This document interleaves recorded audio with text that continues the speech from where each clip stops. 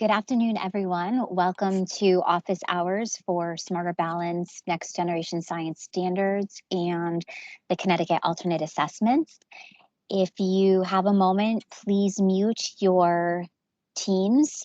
And if you have questions, you are welcome to use the chat box. You'll notice in the top header of your Teams, there's a little chat icon, and you're welcome to write your questions within the chat box. We'll have plenty of time to address any unanswered questions throughout this office hours as well. This session is being recorded, and we will post a copy of this session to the Connecticut State Department of Education student assessment webpage, along with some of the other recordings that we've delivered this year for district administrator training and office hours.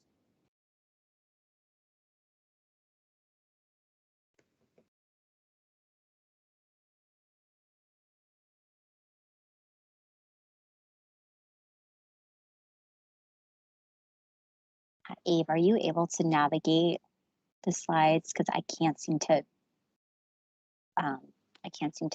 move through the slides. Yeah, we're on the first slide there. Okay. Well, all right. So again, welcome to our office hours. My name is Deirdre Ducharme, and I work with Abe and Janet and Jeff at the State Department of Ed. And presenting with me is my colleague Janet, who is supporting all aspects of the testing program, but really with a focus on special population and English learners. Abe is our bureau chief. Jeff Gregg is our program manager for the science assessment in grades 5, 8, and 11. And then we also, Abe, if you move on to the next slide, the next two slides, we've included our contact information. We have some colleagues from Cambium with us as well, and they are a huge part of the work that we do and support you and your staff in district as far as providing for successful test administration. So I'd like to welcome Jen Cho, our program manager. We have Maureen Metamuski, our program coordinator, and then Kimberly David, our project coordinator. So thank you all for taking the time to support our work. And we've included contact information. So if you need to reach out to the Connecticut Help Desk, we've included the phone number and email address. It's a great team that is quite responsive to our needs as well as those of your staff. So just please keep in mind the hours that our Connecticut Help Desk is available to you. We're going to take a few minutes just to capture the overarching aspects of the upcoming testing program. So focusing on the calendar for the upcoming spring, and then share some reminders related to student participation, preparing for student testing, and then some nuts and bolts related to your alternate assessment program for kids that qualify for the CTAA and CTAS.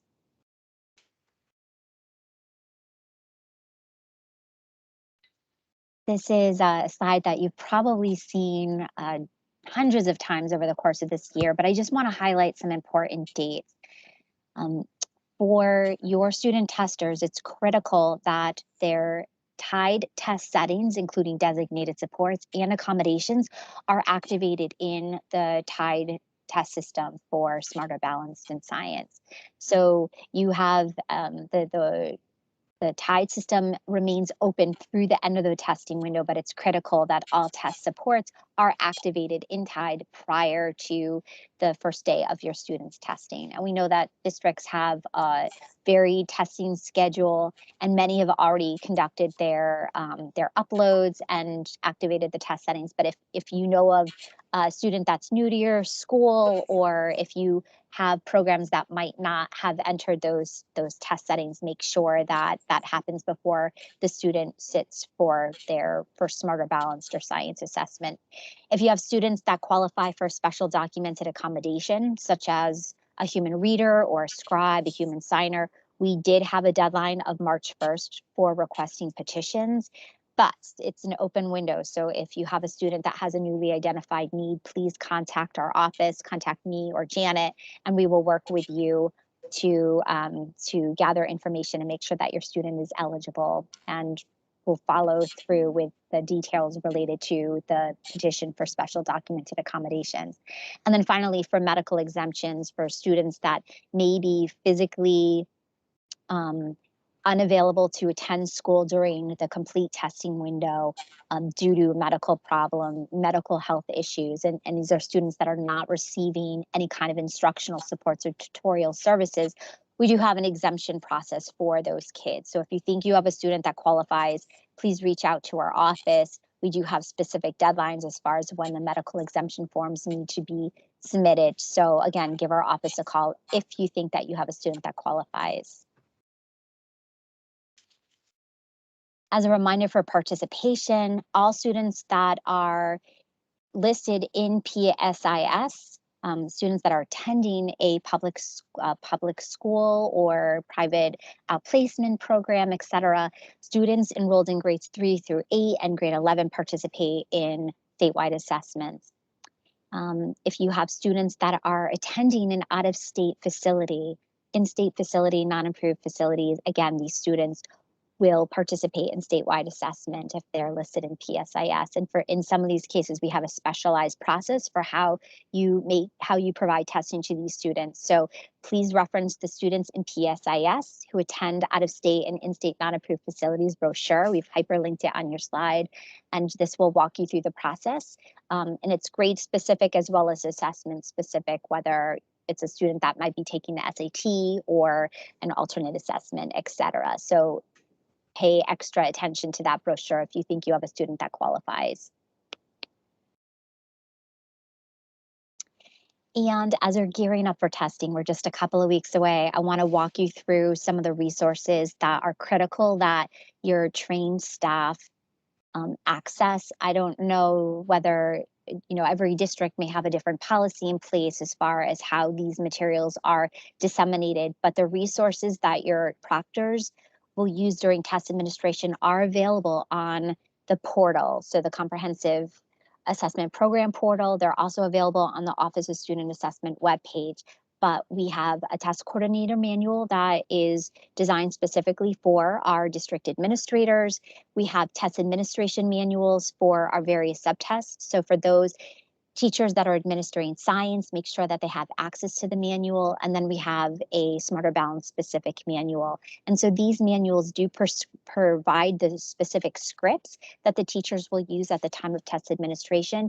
And these manuals do provide the nitty-gritty details related to how to access the test, how to set students up for testing, etc. So it's critical that your teachers have these materials available, that perhaps they're reviewed before test day, but that they're also available on test day and being followed. Next slide. For our alternate assessment, we do have test administration manuals for the CTAA. In addition to that, for your teachers administering the alternate assessment, we do provide grade and content-specific directions for test administration available on the TIDE Secure Test Materials platform. These materials are only available for download for TIDE users with the DA user role as well as the TEA user role. So it is critical that those teachers administering an alternate assessment have the directions for test administration for both math and ELA for their specific grade, and potentially the PDF of the alternate assessments in case their student benefits from using the paper pencil test format instead of the online format. So just keep in mind that these materials are available. For our alternate science assessment, we have a accompanying test administration manual that's hyperlinked here, but it's also available on online, and we have the CTOS required test materials. Again, you can download them from the portal, or you can access your hard copy paper materials that we sent to districts back in 2018, I think it was. Or if you need material, please reach out to our office and we can work with you and Cambium to have some additional material sent to you for in-district. As far as assigning user roles and conducting training, it is critical that there's some mechanism in place that our district administrators provide to their staff as far as test security, the policies for test administration, etc. So there are a number of ways that you might provide that in-staff training, but we want to ensure that all of the proctors that are involved with test administration are that they receive some type of training for the standard assessments as well as the alternate assessments. We do have a specific yearly required training for our TEAs, but there are instances where our teachers have yet to access the required training. So maybe just as a gentle reminder, if perhaps there's a situation where you have staff that are in flux and maybe someone who's coming in to fill in for a TEA role, that individual do complete the required training. And we also have a link to the 2022 district administrator training. It's on our student assessment webpage. And so you can always take that presentation and customize it and then use that as a delivery mechanism with your staff. Next slide. And then just some preparation reminders. There's just really helpful tips when you think about the nuances with your school setup, staffing, availability, etc. So keep in mind the varied supports that you might need for your proctors, for your students, and think about the different type of test settings that your students may need, whether it's a small group, one-to-one.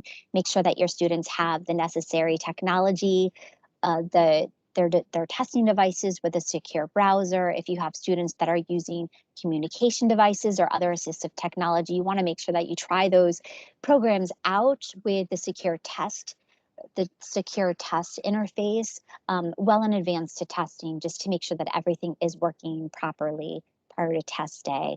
We encourage that your staff provide practice tests for all students, and this includes students that qualify for the alternate assessment. So make sure that kids have an opportunity to familiarize themselves with the online test platform, try out the different embedded tools, the notebook, highlighting, and then of course those kiddos that are using language supports or accommodations, that they have an opportunity to try them out in advance.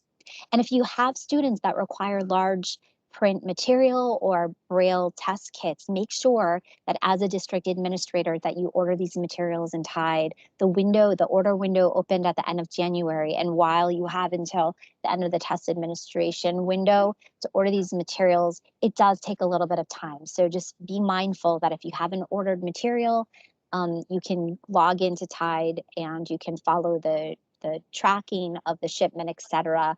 And then make sure that once the material is in district, that it's stored and maintained carefully, and follow the instructions that accompany the material, because there are some added steps that you will take to ensure that after testing, the students' responses are entered into the data entry interface. So we do have a specific process for that modality of testing, and just keep that in mind once you receive these materials.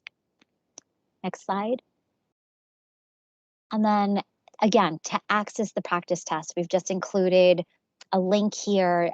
There are two ways that you can essentially simulate the practice test. You can actually run through a practice test in a sort of formal setting where your students sign in with their formal first name and their student SACID. And then if those accommodations and test settings are already activated in Tide, students can experience that firsthand through the practice test. Otherwise, you can log onto the portal, just generate an on-demand practice test, and then if your students do need supports, you can set those right through the practice test.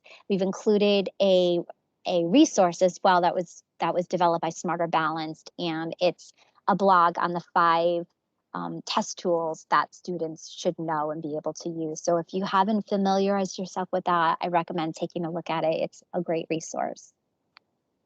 Next slide. Okay, this slide here just walks through the 3 critical steps for ordering paper materials in Tide. And Abe, if you move to the next slide, as a reminder for your kiddos that are using Braille or the large print test materials, it's important that you activate these non-embedded accommodations in Tide, because this is essentially what will give you or your staff access to the data entry interface after the test is administered. So your teachers will use the data entry interface to be able to submit the student responses. So there's a transcription process that is used for students using the paper test. And then once testing is complete, you'll return all of your secure test materials to Measurement Incorporated out of Durham, North Carolina, and the mailing instructions will be included with your shipment of test materials. Next slide. All right, Janet's going to now walk you through some accessibility reminders. Thanks, Dee. Next slide, please, Abe. So we wanted to remind you about some of our non-embedded designated supports. So these are supports that need to be communicated carefully to your proctors to make sure that they're prepared and available for students to use as they're being tested. And these are some that we wanted to highlight for you. The simplified test directions are specific guidelines related to the test directions available in the test administration manual, and the use of bilingual dictionaries for science only for those students typically who may be English learners. And we wanted to mention that the periodic table used in science is also available in Spanish and can be accessed under the universal tools, and translated directions for math and ELA. This is a PDF that provides the language support for the functional content of things like how to log in, how to check your audio in the native language of multiple languages for your students. Next slide, please. So some additional non-embedded accommodations. Again, we want to make sure that you're preparing those for your students. We've had some questions about the multiplication table and the hundreds number table. Do they have to use the one provided by Smarter Balanced? And the answer is yes. So you would access that under resources on the CAI portal, and it'll have the Smarter Balanced logo in the top. And again, we've had some feedback that some of these are much smaller than they have been in the past. So you can certainly use these and blow them up to the size the student would require. And we also want to remind you to work with your technology coordinator if your student is using assistive technology to ensure that it is working properly, available during the assessment. And if you have something outside the system, you want to make sure that you're setting permissive mode so that it can bypass the secure browser and provide that information to the student. And the manual, you'll see a link here for the assistive technology manual. Next slide, please. So we often get questions about reader options for designated supports or accommodations. Again, text-to-speech is embedded for items and stimuli, including for ELA. Once you step into the support for passages, that's where it becomes an accommodation, and this is available only to students who have a 504 plan or an IEP. Text-to-speech is also available for the items for science.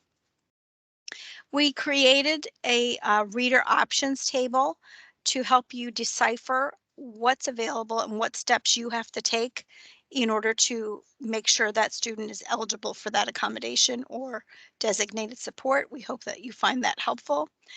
And we also have the decision guidelines for text-to-speech of the Smarter Balanced ELA reading passages.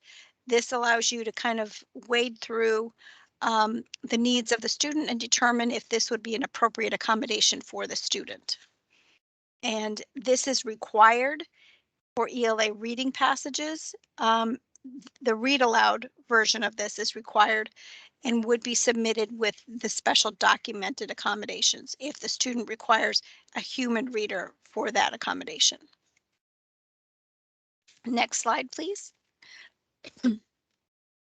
So we wanted to remind you, and this is something that we encourage you to do in this practice test, how a student would access the text to speech, because sometimes students will say it's not working, but in fact they need to be familiar with how to access it once you enable it within the system. So you'll see the highlighted areas here of the access for that in order for the student to have it read to them within the test setting. Next slide, please.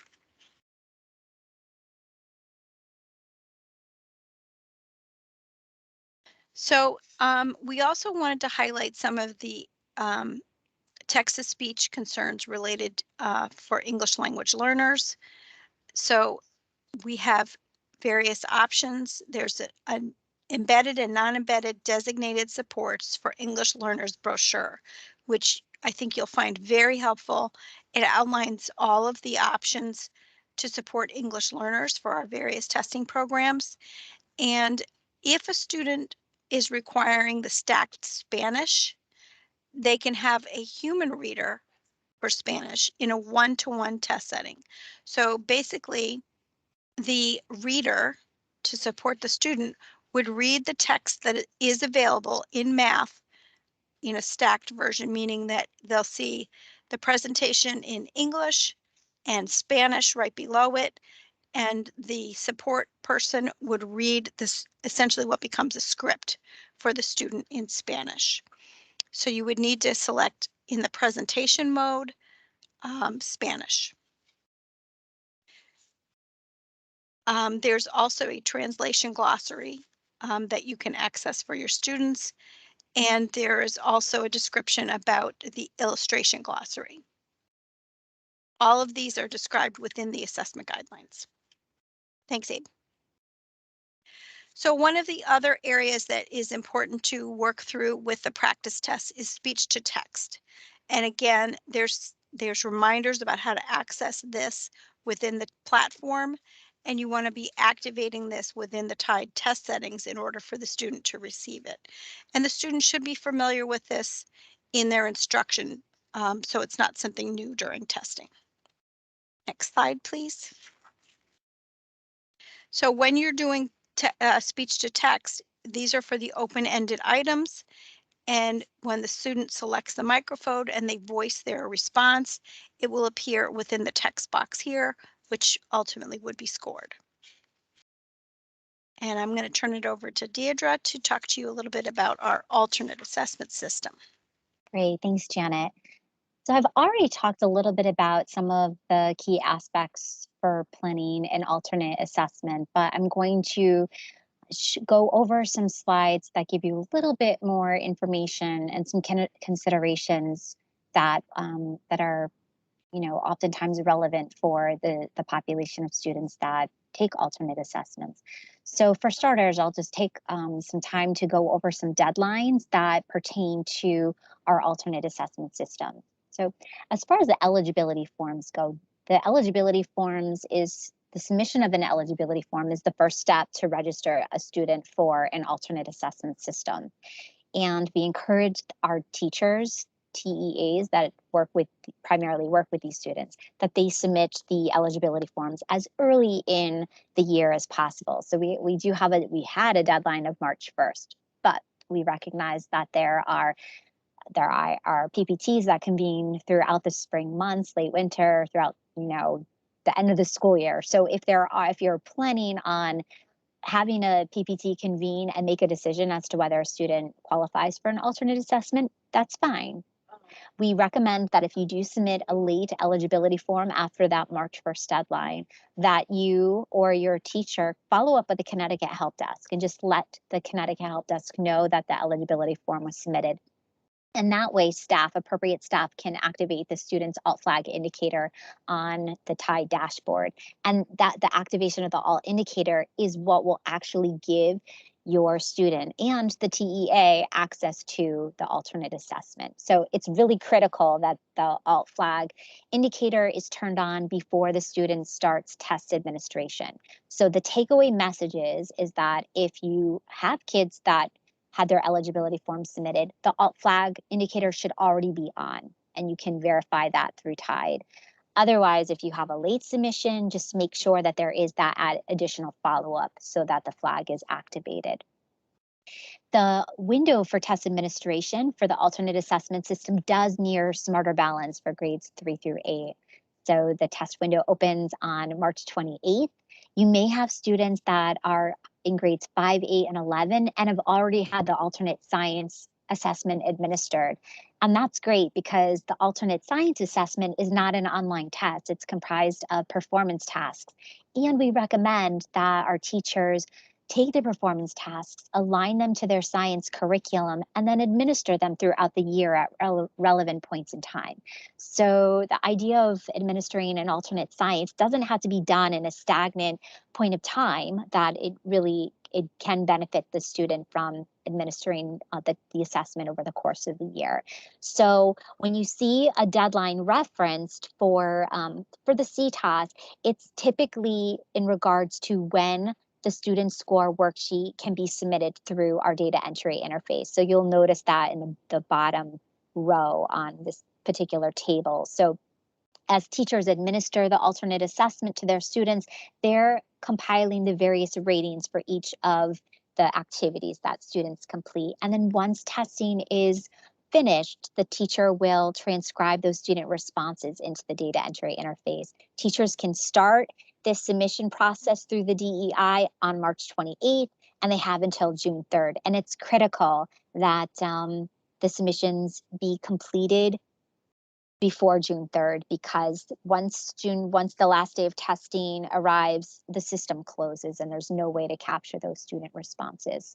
So you have plenty of time, but just as a reminder, make sure that your teachers are cognizant of our deadlines as it pertains to science. Next slide. The data entry interface is used for other purposes besides submitting eligibility forms and student score worksheets. So I already mentioned that if you have a student that's using large print or Braille test materials, that after testing, your teacher will enter the student responses into the data entry interface. So just want to point out that we have a brochure that's hyperlinked here in our presentation that will walk your teacher through that process and how to access the DEI and submit the various tests for students as applicable. Next slide. As a reminder for the data entry interface, you will also use this system for your out-of-state testers. So if you have students that are using the paper pencil assessments, if they're being administered from the out-of-state program, then someone in your district should be prepared to transcribe those responses as well for your out-of-state testers. The DEI does not require a secure browser, and regardless of assessment that needs to be transcribed into the data entry interface, all submissions must be made by June 3rd. Next slide. I mentioned earlier that there are specific materials that accompany the CTAA test administration manual. So the CTAA manual does include the embedded script that's read by the proctor, but there are specific directions, ancillary directions that are published in the directions for test administration. So I just want to point out where you or your teachers can access this information. So again, it's role specific in Tide. So DAs and TEAs have access to this information. All secure test material is posted to our Tide system now. So there's plenty of time for your teachers to download the relevant information before the test window opens on March 28th. We do encourage your teachers to maintain these materials in a secure fashion, especially when the materials are not in use. But materials currently available for download and printing include the directions for test administration, the secure PDFs for students who may need to participate in paper pencil testing. And then again, you can log onto the Tide system, choose the secure test secure materials, and you'll have access to a complete comprehensive menu. You can select your materials there. And then upon testing, just make sure that all secure test material is properly destroyed. Next slide. For our science assessments, the CTAS is a non-secure assessment. As mentioned already, there's a lot of flexibility as far as how it's how and when it's administered by the trained TEA. As a reminder, all materials are available on the portal. They're grouped by grade, and you have access to the performance tests, the resource packets, which must, if you're going to print the material out from the portal, just make sure that you follow the specific printing instructions, because our resource packet materials need to be printed in color and then back to back, short edge, flip on short edge, or something like that. But we do have specific instructions that you should reference if you're going to print out these materials. And then just as a reminder, make sure that you have student score worksheets available for each of your individual students taking the science assessment.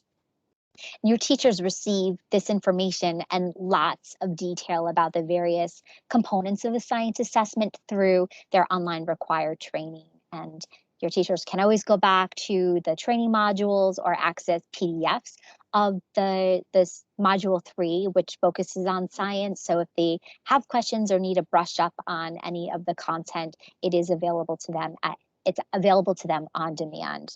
And just as a reminder that we have the accompanying CTAS test administration manual that should be used in conjunction with the performance tasks. And just as a reminder, if you're not familiar with the alternate science assessments, is that it's really an interactive engagement with the student, and there may be some activities in which the teacher has to prepare like hands-on ancillary materials in advance. So perhaps to simulate a specific science experiment with a student. So it is critical that the teacher has an opportunity to review the expectations and the materials needed before actually conducting the performance task with students. This is done in a one-on-one setting. Oftentimes we get that question, but it's done one-to-one. We have built-in scaffolding for our students. So if they need additional support, teachers can provide that the built-in scaffolding in a standardized way so that it's consistent across student grades and throughout the district. So we do try to standardize the process as much as possible. And if you have any questions specific about CTAS, then let us know.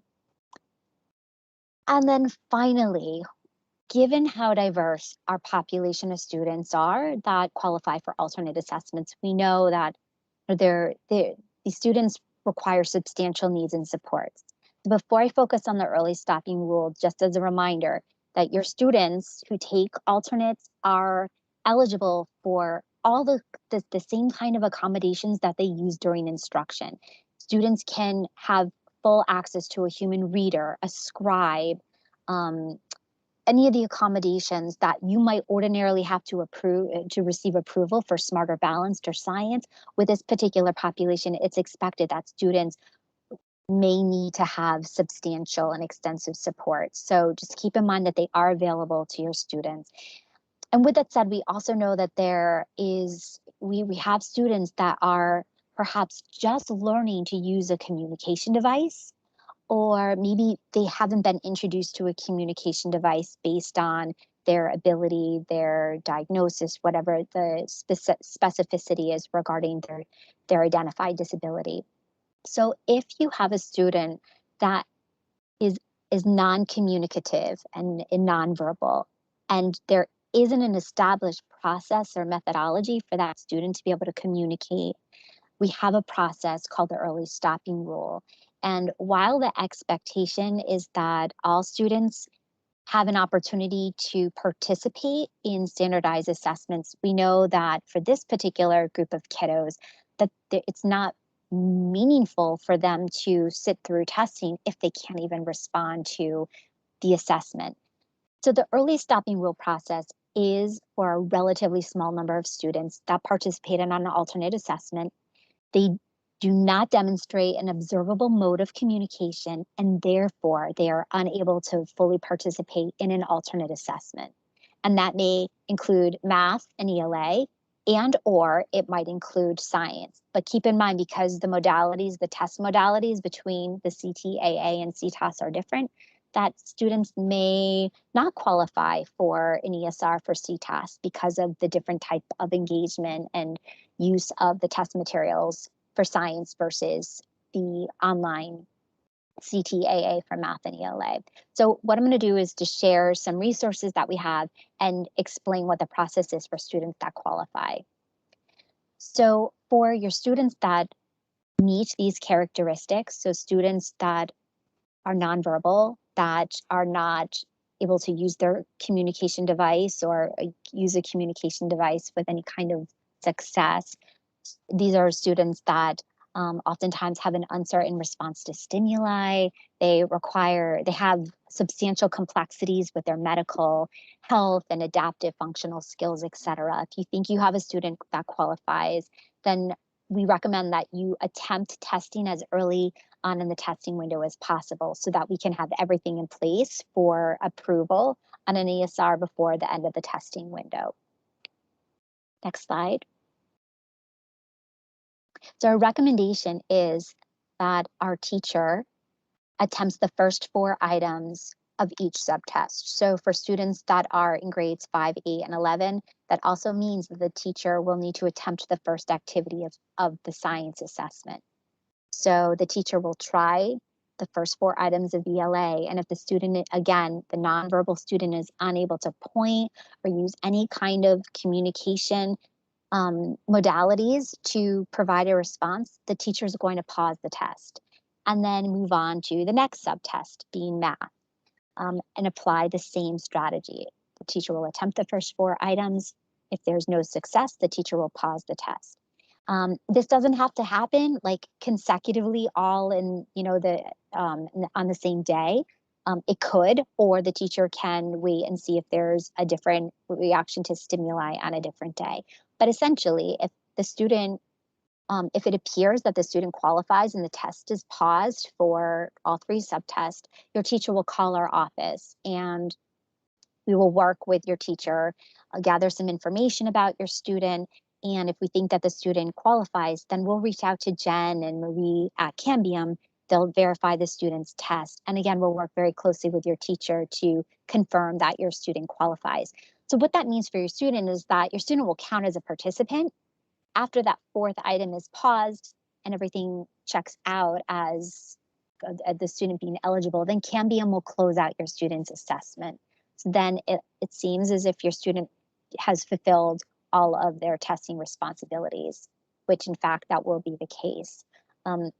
And so the students will count as participants, and we have a specific, like a customized individual student report that we send out to families, and it will indicate that the student qualified for an early stopping rule.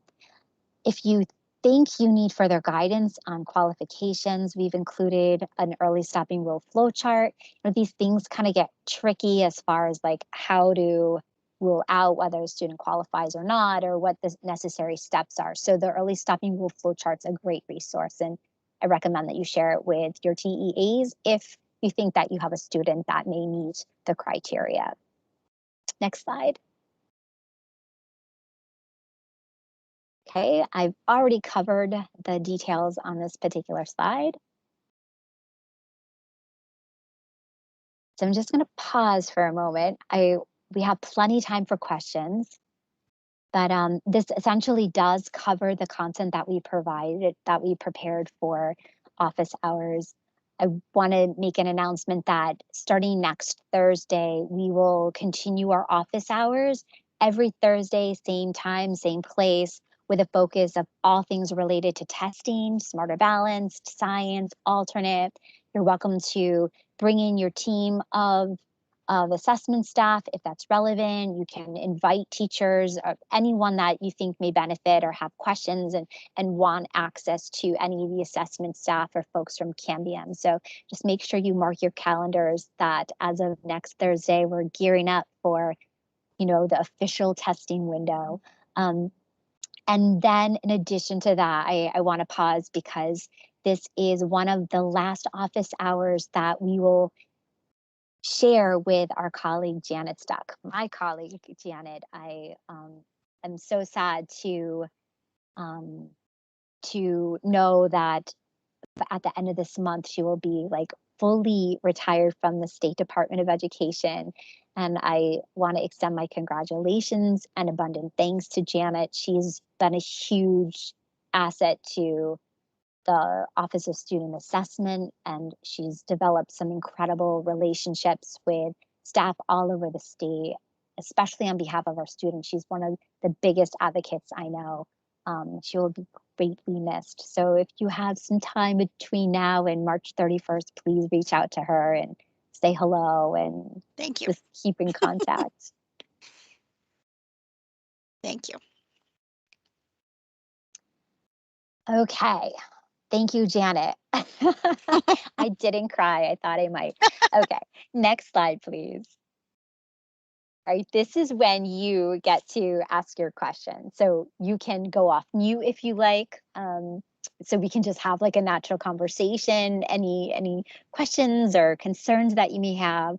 Or if you don't feel like going off mic, you're certainly welcome to put your message in the chat box. And I don't see that we have any messages in the chat I don't box. either. Yeah, So, we don't have any deep, I did Don't. drop the PowerPoint, by the way, in the PDF form in the chat. So if any of you need the PowerPoint, it's there. And yes, Janet, congratulations. Thank you.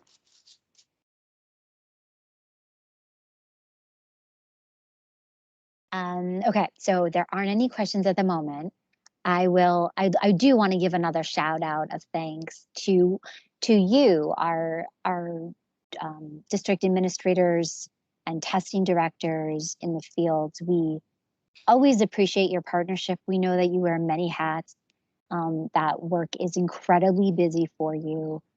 But we do appreciate all of your time and hard work and organization and everything that you put in place to make your students' testing experience successful. So this is my moment just to also just thank you for your ongoing partnership and your hard work in planning. And just know that we're always available to you. Reach out via email, phone, however we can support you. If you need like an on-demand Teams call, we can make that happen. But this is, truly a partnership, and we're here with you over the next several months until testing is officially over.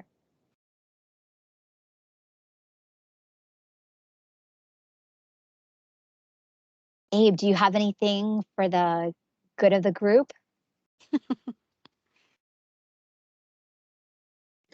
Excuse me, I think you said it well. Thanks, Dee and Janet, for giving us an overview of Special Pops. Sure.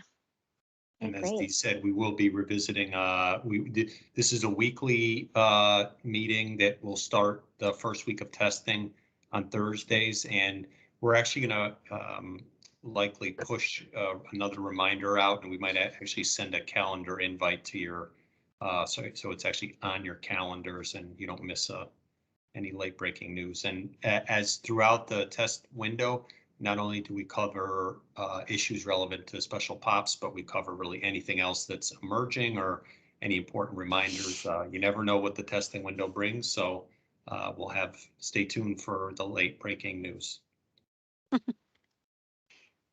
Great, thanks, Abe. So I don't Thanks, everyone. I don't see any more questions. So Dee, I'll let you finish up since you started us. And Okay, great. Well, thanks again for taking time out of your busy day to join us this afternoon. Have a great afternoon. Thanks to our Cambium staff, as always, for your ongoing support and hard work on the assessment program as well. And to my colleagues, Abe, Janet, Jeff, thank you for all the great work you do. Have a great afternoon, everyone. And you too, Dee. Thank you. Bye. thanks, everyone. Have a nice day. Take care. Bye. Bye.